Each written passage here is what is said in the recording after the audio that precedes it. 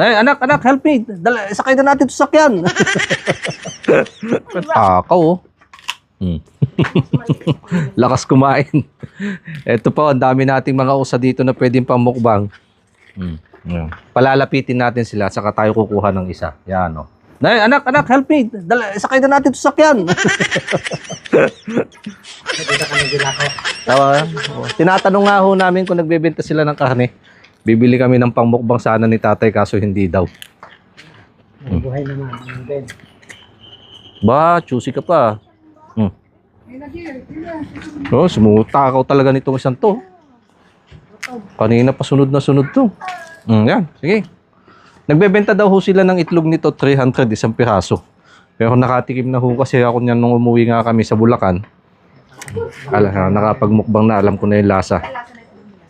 Same lang din nung regular na itlog, ang takaw. Kaya lang parang mas makulat. Oh? Makulat.